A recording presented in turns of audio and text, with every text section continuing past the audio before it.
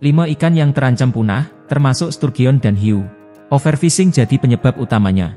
Ikan adalah salah satu komoditas pangan utama dunia, bersanding dengan produk-produk agrikultur dan peternakan.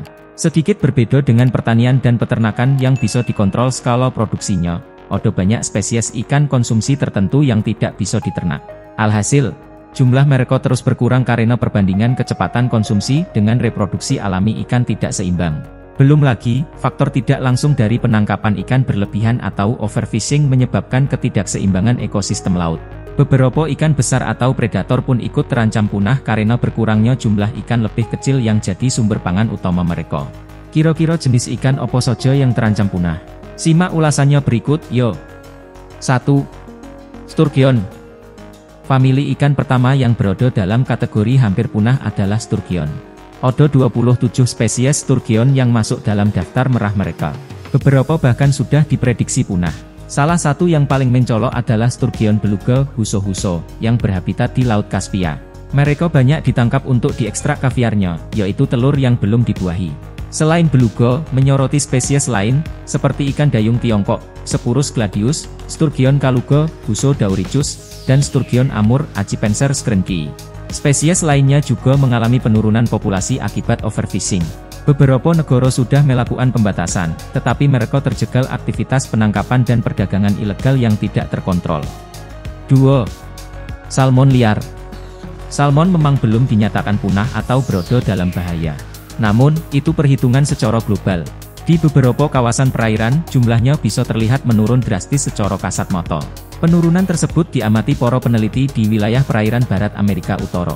Wilayah tersebut merupakan rumah utama untuk beberapa spesies salmon liar Pasifik, seperti Oncorhynchus sawicza, Oketa, Ogorbusca, Onerko, Okisuts dan Omikis. Semuanya merupakan jenis ikan yang dikenal lezat dan kaya gizi sehingga banyak dicari. Tidak hanya karena overfishing, penurunan populasi salmon liar juga dipengaruhi kerusakan habitat dan kehadiran spesies invasif.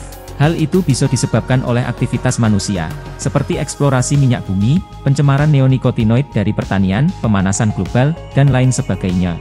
Seperti dilansir New York Times memprediksi salmon akan langka dalam waktu 20 tahun. 3. Hiu. Beberapa spesies dalam kelas Chondrichthyes atau ikan bertulang rawan dalam daftar merah mereka. Ada sekitar 75% spesies dari kelas ini yang terancam punah, baik di perairan tropis maupun subtropis. Salah satunya superordo Selagimorpha atau yang dikenal dengan nama awam hiu. Hiu merupakan salah satu keystone spesies hewan dengan peran ekologi tinggi. Mereka berperan melakukan kontrol terhadap penyakit dengan memongso ikan-ikan yang lemah atau sakit terlebih dahulu. Hiu makin susah ditemukan di berbagai perairan dunia, mulai dari Meksiko, Brasil, sampai Samudera Hindia bagian utara, dan Samudera Pasifik bagian barat laut. 4. Ikan pari. Selain hiu, kelas Chondrichthyes juga termasuk ikan pari Batoidea. Ikan pari terutama jenis Giantmanta, banyak diburu untuk diambil organnya, yang bernama gil plate atau lempeng insang. Organ tersebut dikonsumsi sebagai obat tradisional di Cina.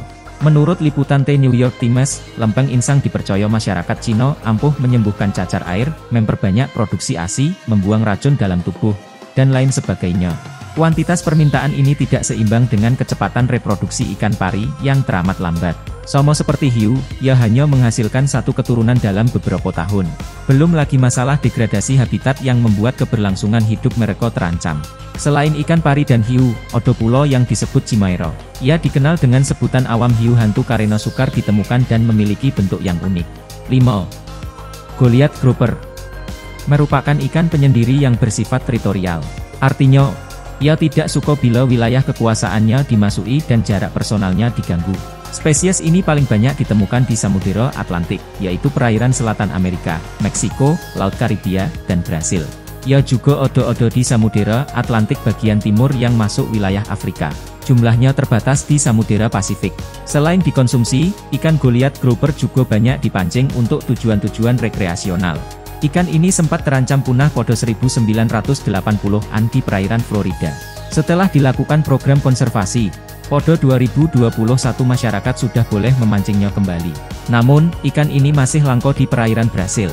Giglio, dalam jurnal berjudul Landings of Goliath Grouper, Epinepelus Itajara, in Brazil. Regulasi konservasi ikan ini di Brasil yang sudah ditetapkan sejak 2002 ternyata tidak membuahkan hasil. Meski berhasil menurunkan angka penangkapannya sampai 70%, jumlah tangkapan roto-roto yang dikumpulkan nelayan ilegal mencapai 393 ton per tahun. Kebanyakan ikan yang terancam punah tadi termasuk kategori ikan konsumsi dan keystone species. Fenomena ini juga bisa jadi salah satu bukti antropocene, yaitu kerusakan alam yang disebabkan oleh aktivitas manusia.